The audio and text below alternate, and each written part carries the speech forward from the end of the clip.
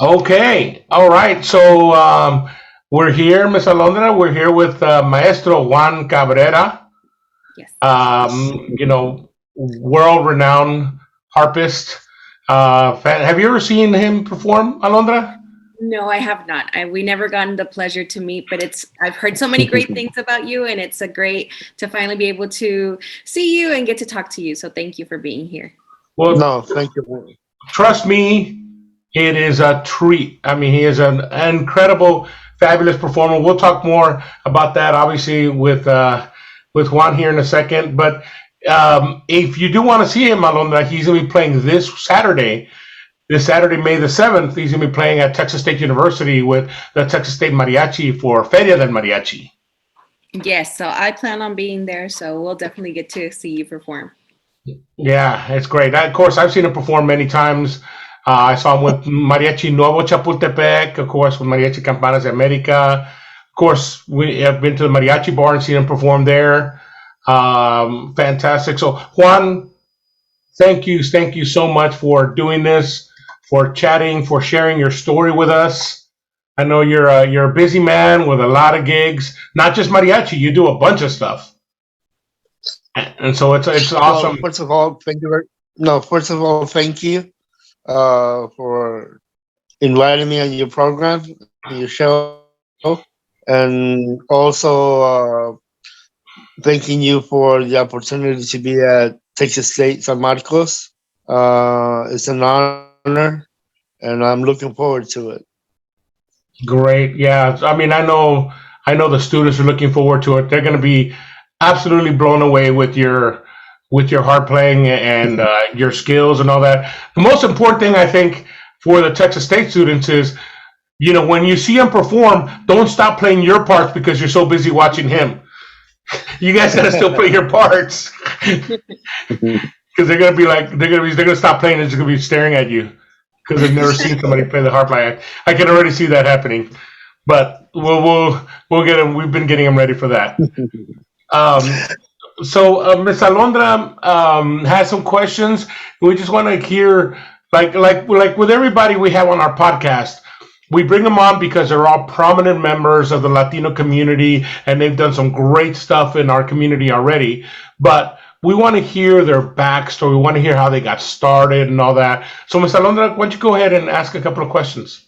Yes, so basically what we want to know about you is where were you born, where were you raised, and how was your childhood like? Well, mine was a pretty simple one. I was born in Buenos Aires, Argentina. But when I was about 8 months old, my parents and I we moved to Paraguay, Mm-hmm.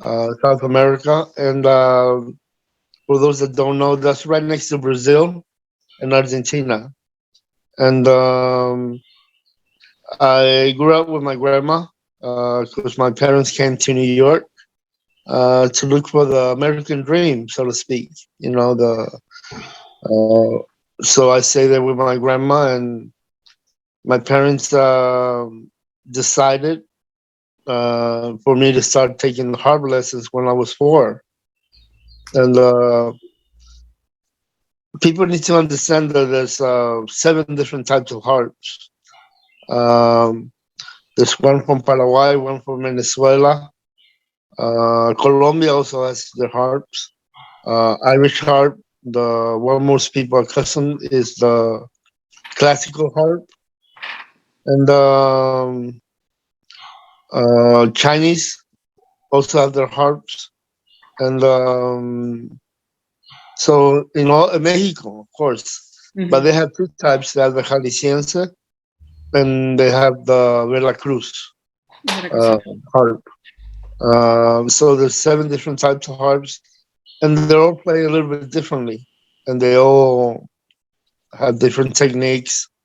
And I happen to play the power one harp, and I started taking lessons when I was 4, and my childhood was pretty normal. I was a happy kid. Music was the first thing from my mind. It's just something I had to do.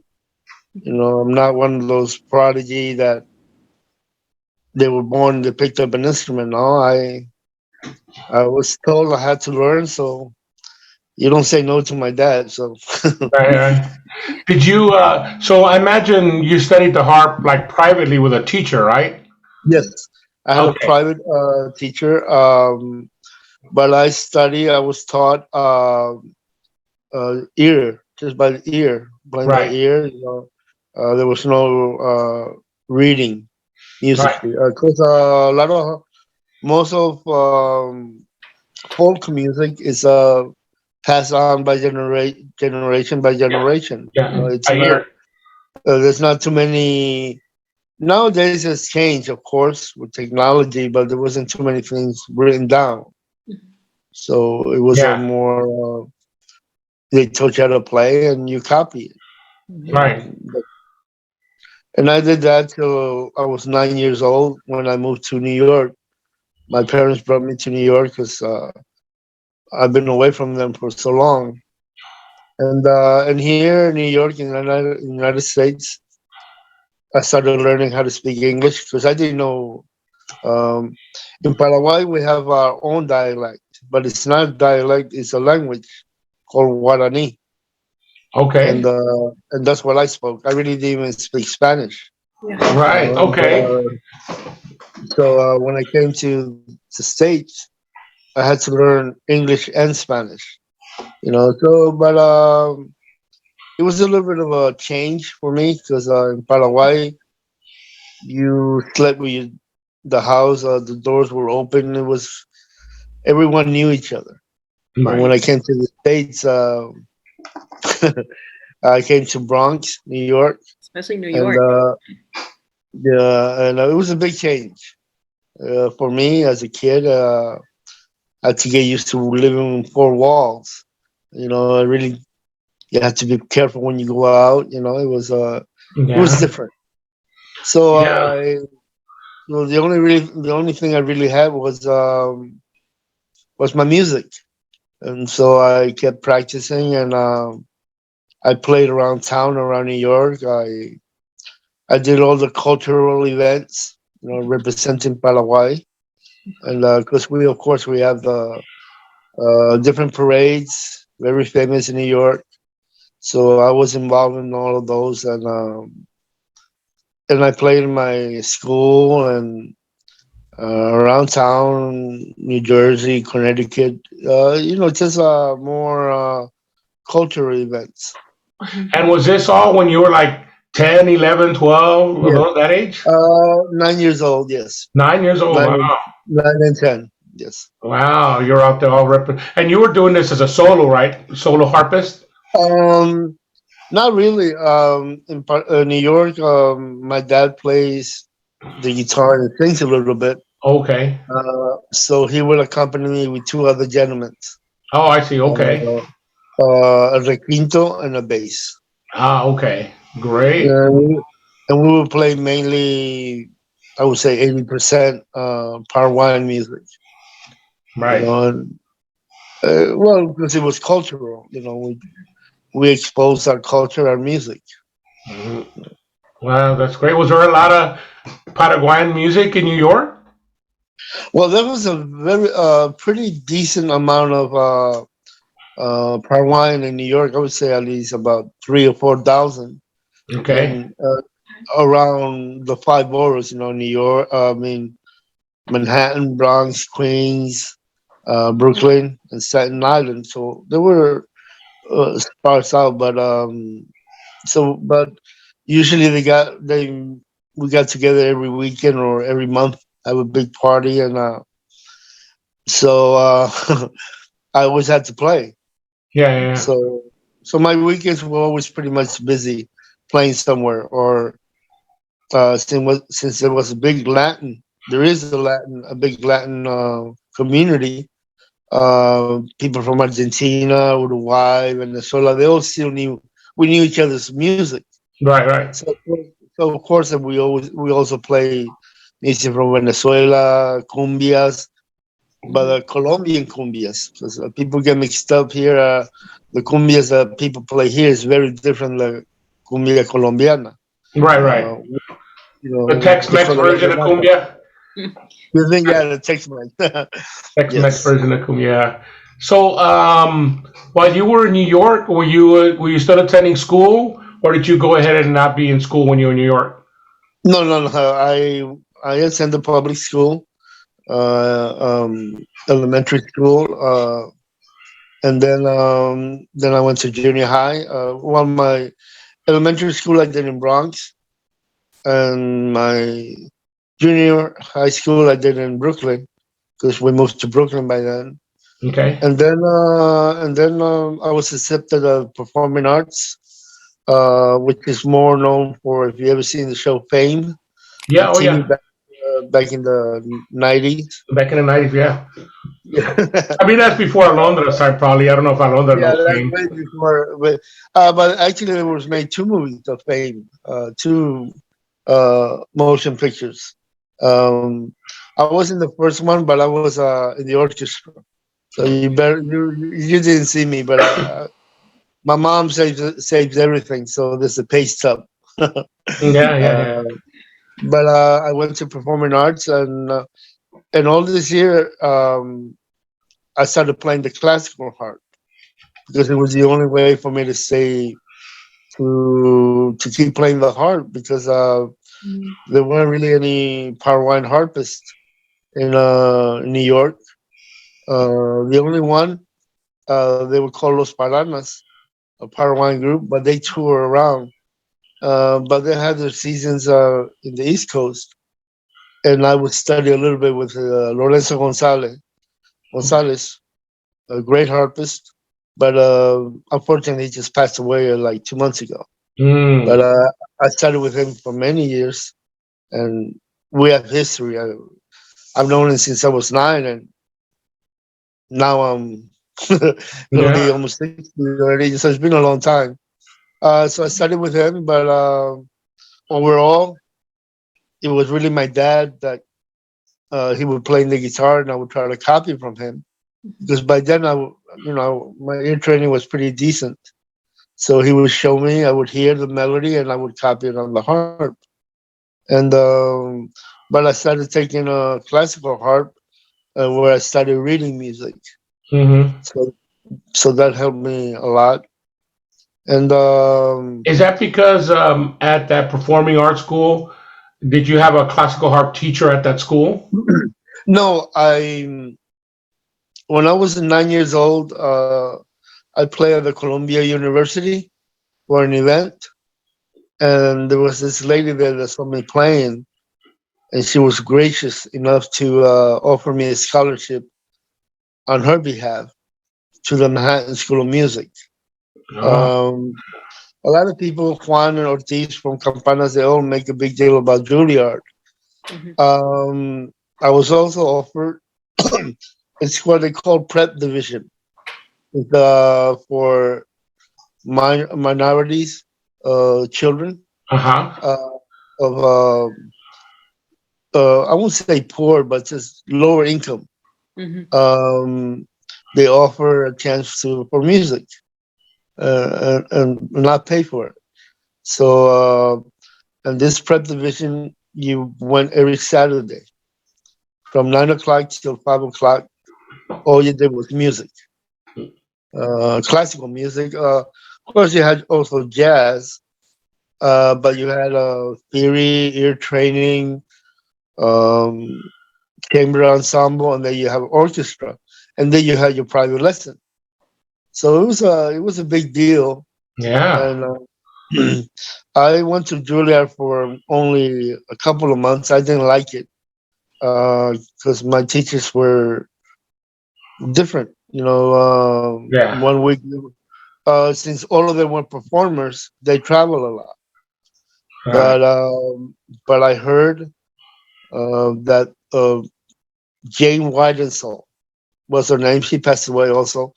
Great harpist, classical harpist that she was teaching in Manhattan School of Music. So I told my parents I got to go to Manhattan School of Music since I already had an offer. Mhm. So my parents thought I was crazy because you say Juilliard and everybody goes, oh, they get pretty Right. awed by the name, and with rightly so. But I like more Manhattan School of Music, and this lady was going to be there teaching the harp. For me, it was a no-brainer, even though I was only 10 years old. There's some things because you hang around the environment, so to speak. Yeah. New York is at my time when I was growing up, it was a great time to learn because you were still safe. So I would travel all over just by subway with my harp, and I would go everywhere. And Nobody bothered you on the subway with your harp? no, no, I was very lucky.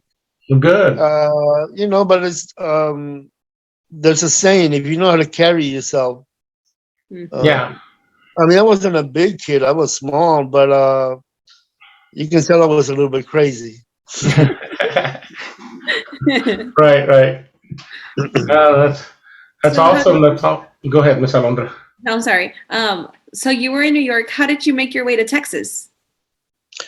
Oh, that's a long story. It's the short version is I performed with as I said, with my dad before New York and the group, and we did some very distinguished performance. We performed at the Lincoln Center, Avery Fisher Hall, and pretty much all over.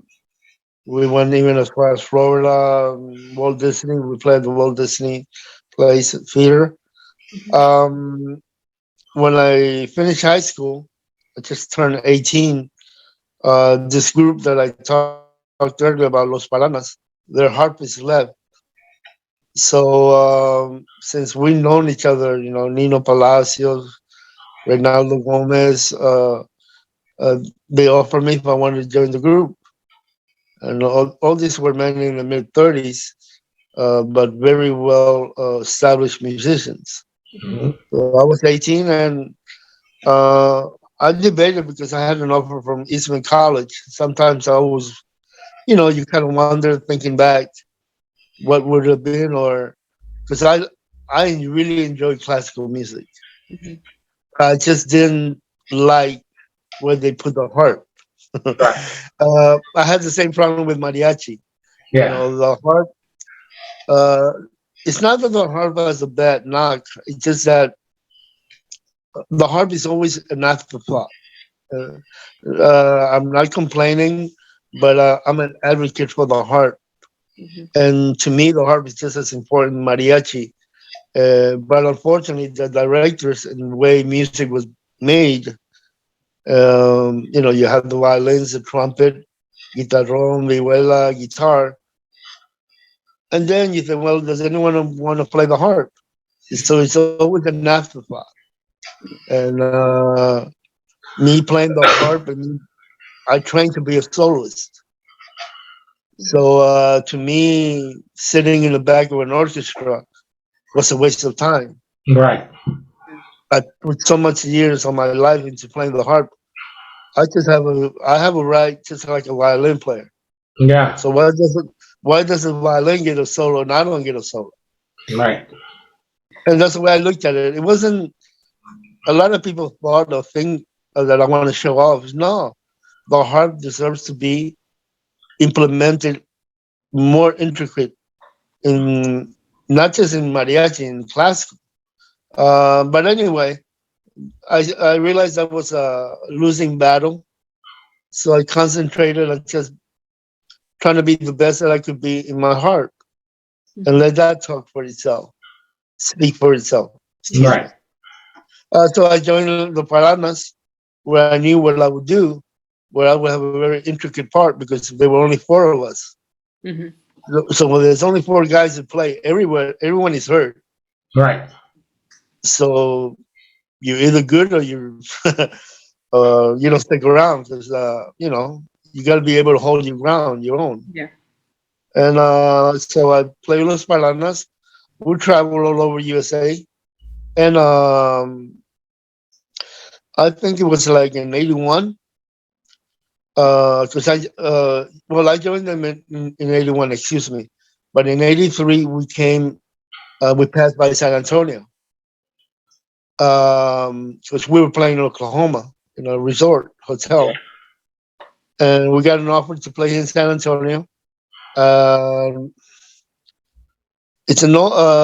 The hotel doesn't exist anymore. It's now another name, but uh, anyway, we played here downtown San Antonio, and we had the pleasure. I had the pleasure. We all did have the pleasure meeting Juan Ortiz and Bel Ortiz from Mhm. Campanas de America, and they were just starting out back then, Yeah, that was you about know. when it started. And so Linda Ronson had just finished her the album para mis abuelos, I think it was. Yeah. Um, Canciones de mi and padre. yes, yes, correct. And so Ruben Fuentes, who was the producer, of course, we all know Ruben Fuentes. Right. Also, Mariachi Vargas. He was in charge of Vargas and arranger. But also, a lot of people didn't know he was in charge of Marco Antonio Muniz, a very well-known singer, Oh yeah. considered like the Frank Sinatra of Latin America, so to speak. Right. And he was looking for an act, to open up for Marco Antonio's. And so, thanks to Bell and Juan, they brought Mr. Ruben Fuentes to where we were playing. It was called Hotel Tropicano back then. There was a hotel downtown, Okay. the Tropicano Hotel. Yeah, Um, I and remember it. well, there was the club was called La Resaca. It was Okay. a nightclub, and we played there, and we met Mr. Ruben Fuentes, and we were very lucky. He liked what we did. He liked the harp, and because the way we from Paraguay play the harp, and I don't even consider myself a Paraguayan harpist because I don't play with the technique of Paraguay. I left Paraguay when I was very early, when I was very young. So I didn't really pick up that style. I have a little bit now, but my main training was classical. Mhm. When I just switch, whenever I learned my classical harp, I switch it to my Paraguayan harp. Mhm. So even though it's a Paraguayan harp, my technique is very classical. Mhm. Um, so we came to San Antonio. We met with Mr. Ruben Fuentes, and we went on tour with Marco Antonio Muniz. We went to Puerto Rico, to Santo Domingo, and of course, Wow. in Mexico. And at that time, I was 21, 22 years old. Yeah. And so I really didn't realize at the moment, but you can kind of see Ruben Fuentes is great, and so I had a chance to pick his brain a little bit more than anything, which is he would tell me Juanito. He would call me Juanito because in South America you call someone named Juan that's young Juancito with a C, not with an N. Juanito comes more from Spain. Right. That type of little nickname. So he would say Juanito. What do you think? We do this, we do that. But he was very gracious. He was immensely gracious. And I remember a few times we were rehearsing with Marcos, and then it was almost time for Vargas. A lot of them, Pato, I got to meet them all when they were still young. Yeah. Um, they would Those were come all in. the legends back then. Yes, yes. So I got to hang out a little bit with them, and I will always remember uh, Pato telling Arturo, Hmm. listen to how it's really the harp's supposed to be played. Because I was very lucky. Mr. Ruben Fuentes took a liking to me. He liked my style because the Paraguayan style is very similar to the Venezuelan. And I don't know, a lot of people don't know that, but Ruben Fuentes' wife is from Venezuela. Oh, okay. That's that's why a lot of the songs that you hear, um, they come from Venezuela because Ruben got to hear a lot of Venezuelan music and he adapted to mariachi. Right. You know, Okay. a lot of people say, "Oh no, that's mariachi music." No, that's from Venezuela. That's a jarocho. You know, Right. it's a different style. It's just he adapted to more wapango. You Mhm. know, style which is very similar. South American music, the rhythms are all very similar for most part. So that's why that helped me a lot later on when I joined Campanas. Um, I played with Paranas till '93. I left the group. I stayed in Laredo because my baby was born, and I played with a couple of friends. We played at La Posada Hotel for many years. And I've always been very blessed, very lucky. Always found somewhere to play. You Yeah. know, I was very lucky, and that's all thanks to my parents. They chose the harp, and without meaning to, they gave me an instrument that's the harp is very powerful.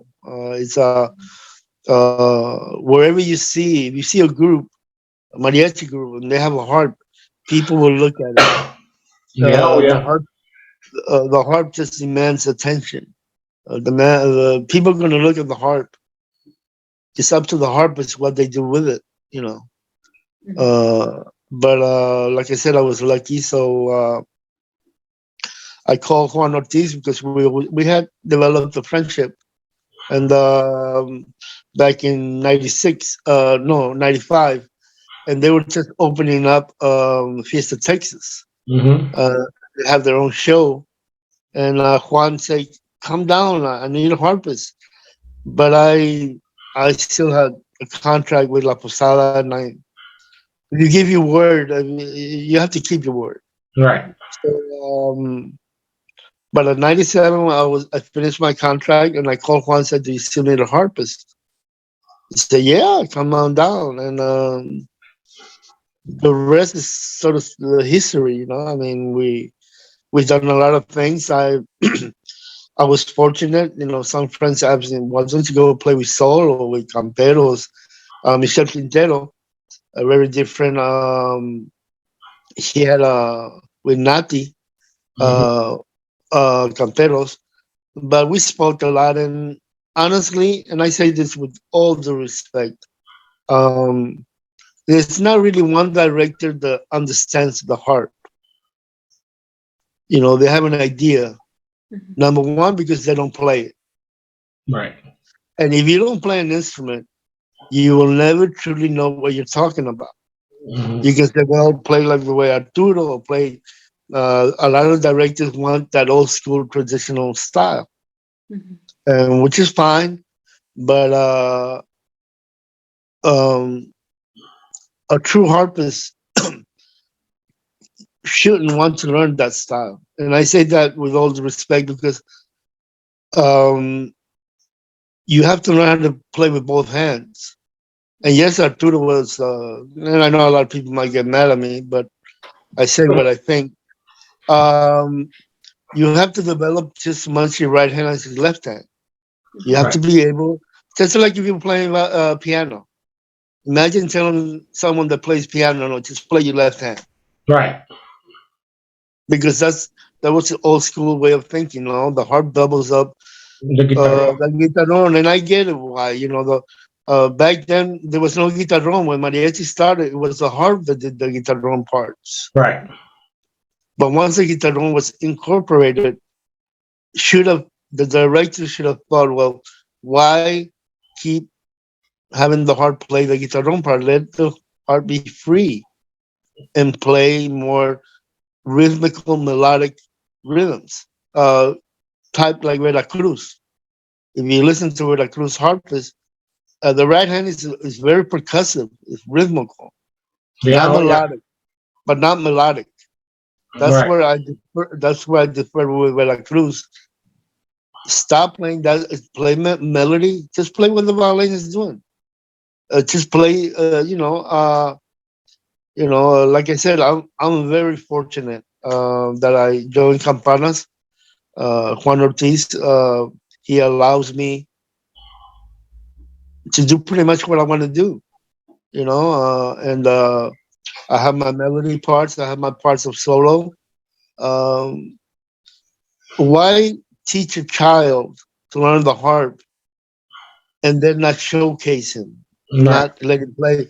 And I'm not talking, I'm not talking about La Bamba and all this. I'm talking about really music. Why not have parts in La Bikina? Why not have parts in other songs? And that's what I'm not fighting it, but I'm an advocate No, that the no. harp, and I think in a very small way, I think I have proven that the harp can be a very powerful instrument in a mariachi. No, Or you have. at least I want to think so. Yeah, no, in no small way, every time I see you play live with the mariachi, playing harp, the mariachi, you redefine the role of the harp in a mariachi.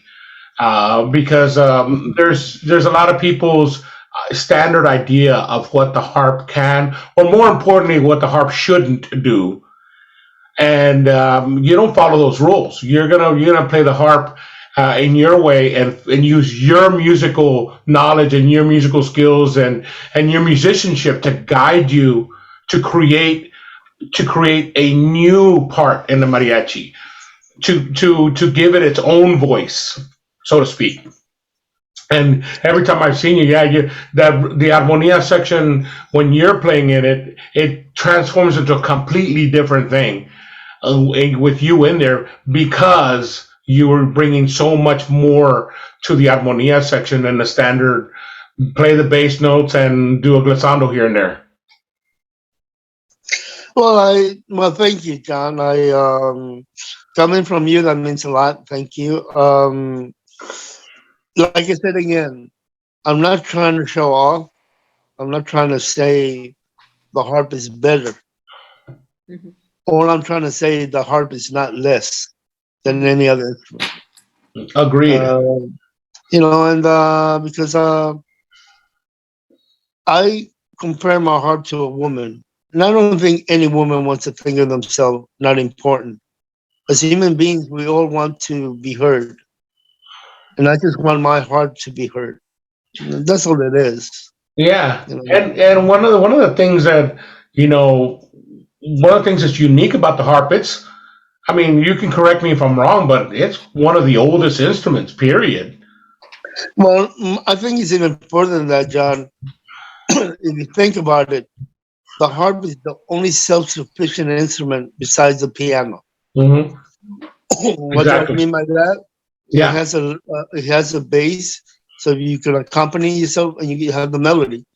There's no other instrument. Yeah, the guitar can say they can do it on their own, but it's different. It's with a certain intricacies. The harp is truly a piano, just in strings. Also, All right. and where you can play the bass and the right hand. I mean, left hand, the right hand melody, and vice versa. It doesn't have to be.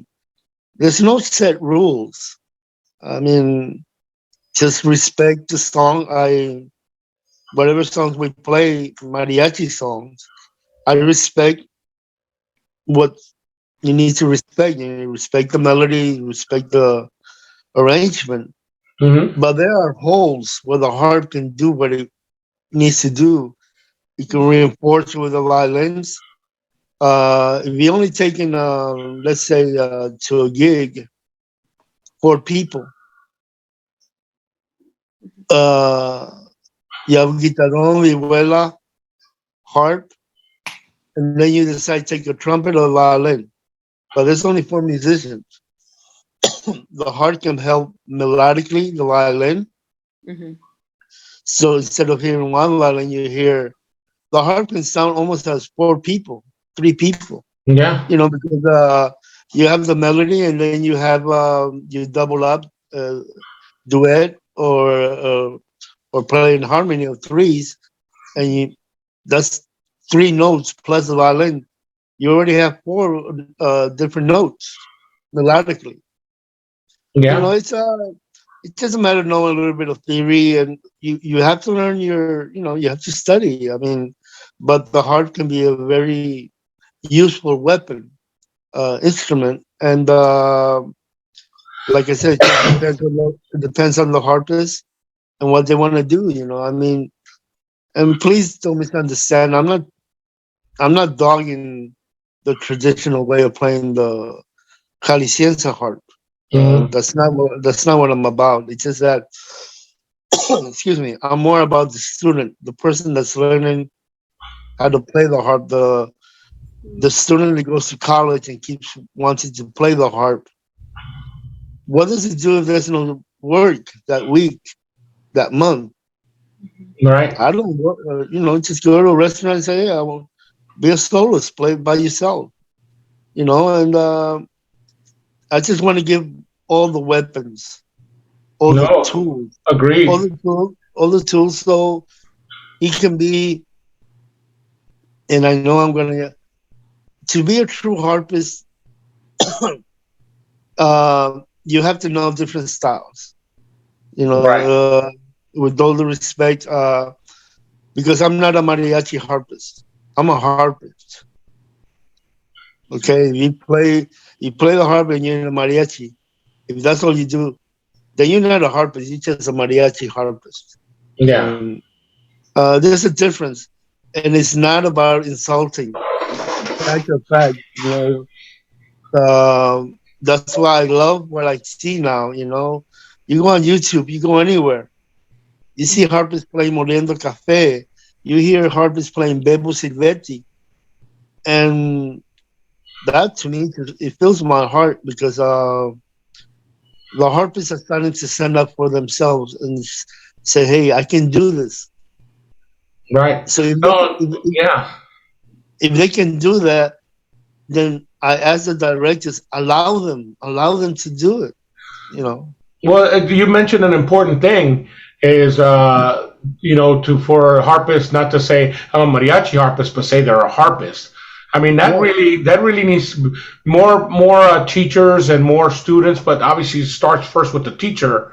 Need to start really training their students to not think of themselves as just a musician in a specific style, but first think of yourself as a musician. Don't think of yourself as a mariachi violin player. Think of yourself as a violinist. Mariachi Well, is one thing you play. I agree because that is one of the biggest downfalls why so many, and I don't want to like to put genders, but when you go into the classical world and you are dressing mariachi, a lot of mariachi people complain, "Oh, we don't get the respect." You have to earn the respect. You know, uh, you don't just because you know how to play fast doesn't mean you're a good violin player. Right.